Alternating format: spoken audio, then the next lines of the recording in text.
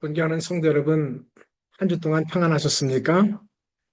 하나님께서 우리의 가정과 일터를 지켜주신 것 인해서 진심으로 감사를 드립니다. 이제 벌써 2월 마지막 안식일이 다가오고 있습니다. 하나님께서 우리 모두에게 평안과 또 기쁨을 주시고 한 주를 잘 살아갈 수 있도록 도와주신 것 감사를 드리면서 우리 모두가 기쁨의 2월 마지막 안식일을 맞이하시기를 간절히 바라겠습니다. 오늘 안식일 맞이하면서 저는 다시 한번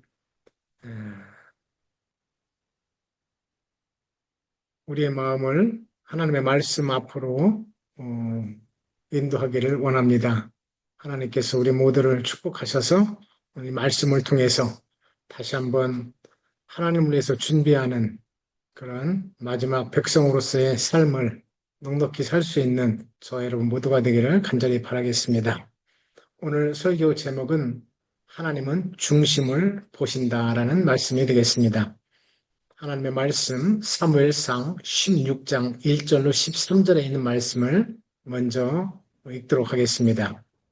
여호와께서 사무엘에게 이르시되 내가 이미 사울을 버려 이스라엘 왕이 되지 못하게 하였거늘 내가 그를 위하여 언제까지 슬퍼하겠느냐.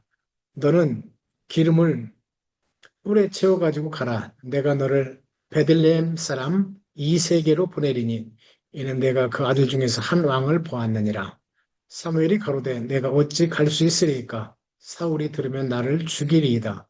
여호와께서 가라사대 암송아지를 끌고 가서 말하기를 내가 여호와께 제사를 드리러 왔다 하고 이새를 제사에 청하라. 내가 내게 행할 일을 가르치리니 내가 내게 이를 자에게 기름을 부을지니라. 사무엘이 여호와의 말씀대로 행하여 베들레헴의 이름에 성읍 장로들이 떨며 그를 영접하여 가로되 평강을 위하여 오시나이까. 가로되 평강을 위하면이라. 내가 여호와께 제사를 드리러 왔으니 너희는 스스로 정결케 하고 와서 나와 함께 제사하자 하고 이새와 그 아들들을 성결케 하고 제사에 청하니라. 그들이 오매 사무엘이 엘리압을 보고 마음에 이르기를 여호와의 기름 부으실 자가 과연 그 앞에 있도다 하였더니 여호와께서 사무엘에게 이르시되 그의 용모와 신장을 보지 말라. 내가 이미 그를 버렸노라. 나의 보는 것은 사람과 같지 아니하니 사람은 외모로 보거니와 나 여호와는 중심을 보느니라 하시더라. 이새가 아비나답을 불러 사무엘의 앞을 지나가게 하매 사무엘이 가로되 이도 여호와의 택하지 아니하셨느니라. 이새가 산마로 지나가게 하매 가로되 이도 여호와께서 택하지 아니하셨느니라. 이새가 그 아들 일곱에게 다 사무엘의 앞을 지나가게 하나 사무엘이 이새에게 이르되 여호와께서 이들을 택하지 아니하셨느니라. 사무엘이 또 이새에게 이르되 내 아들들이 다 여기 있느냐? 이새가 가로되 아직 막내가 남았는데 그는 양을 지키나이다. 사무엘이 이새에게 이르러 보내어 그를 데려오라. 그가 여기 오기까지는 우리가 앉지 아니하겠노라. 이에 보내어 그를 데려왔으니 그의 빛이 붉고 눈이 빼어나고 얼굴이 아름답더라. 여호와께서 가라사대 이가 크니 일어나 기름을 부으라. 사무엘이 기름 뿔병을 가져다가 그의 형제 중에서 그에게 부었더니 이날 이후로 다윗이 여호와의 신에게 크게 감동되니라. 사무엘이 떠나서 라마로 가니라. 사울의 신앙은 그야말로 몰락이라고 표현할 수 있을 것입니다. 여호와께서 처음 사울을 선택하셨을 때 그런 겸손했지만은 이후로 계속해서 하나님의 명령을 거절함으로 인해서 결국 하나님께 버림을 받게 되는 것이죠. 그가 곧바로 왕의 자리를 빼앗긴 것은 아니었습니다만은 그 후로 약 15년에 걸쳐서 그는 계속적으로 하나님을 떠나고 우리가 아는 것처럼 결국 사울은 엔돌의 신들린 그 여인에게로 가서 결국 그의 마지막을 결정하게 되는 것이죠. 사무엘은 사울의 모습을 보고 깊은 슬픔에 빠지고 또 특별히 에, 여호와께서 왕을 사울을 버리겠다고 하셨을 때 깊은 슬픔에 빠지게 됩니다. 16장 1절에서 말하죠. 여호와께서 사무엘에게 이르시되 내가 이미 사울을 버려 이스라엘 왕이 되지 못하게 할거늘 내가 그를 위하여 언제까지 슬퍼하겠느냐. 사무엘의 마음은 사울을 향한 사랑으로 무너져 있었다라고 말하고 있습니다. 사무엘은 사울을 미워하지 않습니다. 그는 밤새 울며 기도했던 사람입니다. 하나님께서 그런 사무엘에게 말하는 것이요. 슬픔에 머물지 말고 새로운 일을 준비하라고 말이죠. 하나님은 사람을 기준으로 일하지 않습니다. 하나님은 사람의 기준으로 일하지 않으십니다. 사무엘은 베들레헴으로 갑니다. 이 베들레헴이 어느 곳입니까? 바로 예수님께서 태어나기 1000년 전에 사울은 이 베들레헴으로 가서 결국 다윗에게 기름 부음을 허락하는 것입니다. 이세의 집으로 가는 것이죠. 이세의 아들들이 차례로 그 앞을 지나갑니다. 엘리압을 보는 순간 사무엘은 속으로 생각합니다. 여호와의 기름 부으실 자가 과연 이 사람이다. 사무엘상 16장 7절에서 사람은 외모를 보거니와 나 여호와는 중심을 보느니라라고 이렇게 말씀하십니다. 엘리압은 정말 위엄이 있는 외모를 가졌습니다만 그의 중심을 보시는 하나님께서 그의 교만함을 보고 그를 선택하지 않습니다. 여러분 사울은 어땠습니까? 처음에는 겸손했지만 점점 그 마음의 중심이 무너졌습니다. 하나님은 외형이 아니라 내면의 상태 그리고 그의 삶의 방향을 보는 것이죠. 오늘 우리는 무엇으로 사람을 평가합니까? 세상의 기준은 무엇입니까? 그의 직분, 그의 말솜씨, 영향력, 외형적 성공, 우리가 보는 외형적인 것으로 사람을 판단하고 있습니다. 사실 인간의 한계는 사람의 외모를 보고 판단하는 것이죠. 그러나 하나님은 우리와 다르게 외형뿐만 아니라 그의 내면을 더 깊이 살피시는 분임을 우리는 잊지 말아야 할 것입니다. 사울은 왕자를 붙들었고 다윗은 하나님을 붙든 사람이었습니다. 다윗은 이세의 8째 막내 아들이었습니다. 심지어 그의 아버지도 그를 불러오지 않았습니다. 사무엘상 16장 11절 아직 막내가 남았는데 그는 양을 지키고 있습니다.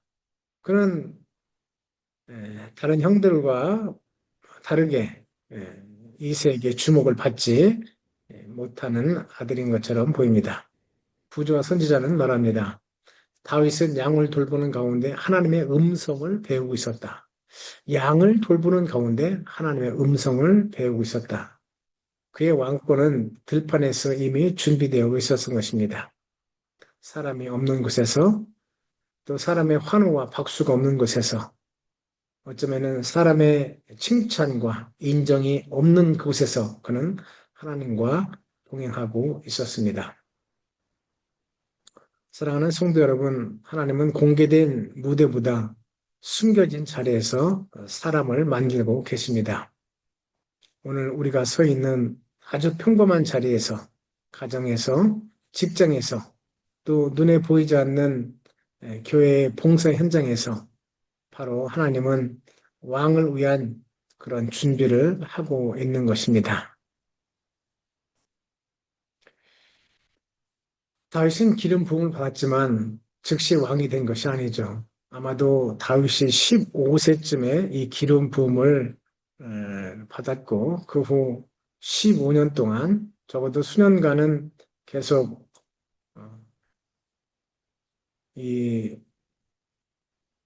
양을 치는 일을 계속했고 그리고 19세나 한 19세 미만, 한 20대, 이때 골리앗을 물리침으로 인해서 이제 사울의 눈에 들게 되고, 그 후 10년 동안 그가 당한 고생들은 이루 말할 수가 없는 것이었죠.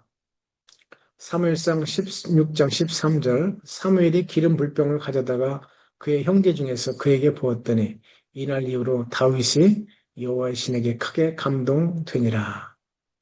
그러나 그는 다시 양떼로 돌아갑니다. 다윗은 높임을 받았으나 교만하지 않았고 낮은 자리로 돌아가 순종하였습니다.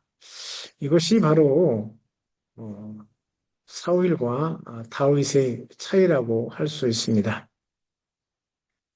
사울은 자리와 권위와 명예를 붙들었지만 다윗은 바로 기름 부음 자체보다 하나님을 더욱더 굳게 붙잡는 그런 소년이었습니다. 하나님은 왕을 세우시고 중심을 통해 나라를 세우십니다. 사울은 겉으로는 왕이었지만 내면에서 완전히 몰락할 그런 형편에 처했습니다. 그러나 다윗은 겉으로는 목동이었지만 하나님의 나라가 그의 중심에서 시작되었습니다. 성도 여러분, 하나님은 사람의 직분이 아니라 그 마음 가운데 있는 하나님을 향한 열림, 하나님을 향한 그 열심, 하나님을 위한 그 사랑을 통해서 역사하신다는 사실을 우리가 기억하였으면 좋겠습니다. 재림을 기다리는 성도로서 우리에게 가장 중요한 것은 무엇입니까? 외형적 신앙입니까? 교회 출석입니까? 아니면 열심입니까? 여러분, 이런 것들도 상당히 중요한 것이 틀림없습니다만, 그러나 내 내면이 어떠한 형편인지, 어떠한 자세인지를 더욱더 깊이 살피는 것이 더 중요하지 않겠습니까? 결국 하나님께서는 우리 내면을 보시니까요. 마태복음 25장에 보면 슬기로운 처녀가 나오죠. 이 슬기로운 처녀는 바로 준비된 마음가짐, 준비된 그 마음의 중심이 오실 주님을 준비하고 있었다는 것입니다.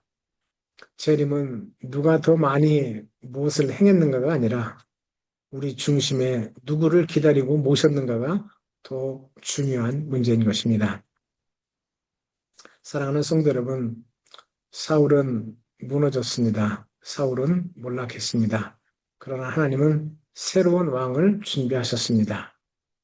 오늘 저와 여러분이 새로운 왕으로 준비되고 부름받은 그런 성도들인 것을 여러분 기억하시기를 간절히 바라겠습니다.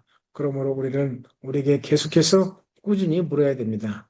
나는 외형으로 신앙을 유지하고 있는가? 아니면 내 마음 가운데 진정으로 주님 예수님을 모시고 또 그것을 중요하게 여기고 있는가를 늘 생각해야 하는 것이죠. 사람의 시선을 두려워하기보다 하나님의 시선을 더 의식하면서 오늘도 중심을 찾으시는 하나님 앞에 분명히 설 수 있는 저 여러분 모두가 되기를 간절히 바라겠습니다. 하나님께서 저희와 여러분들을 왕 같은 제사장으로 불렀다는 사실, 그리고 이 많은 나라 가운데서 하나님의 나라를 준비하기 위해서 선택받은 백성인 것을 기억하는 저와 여러분 모두가 되면서 기쁨으로 안식을 맞이하기를 간절히 바라겠습니다. 기도하겠습니다.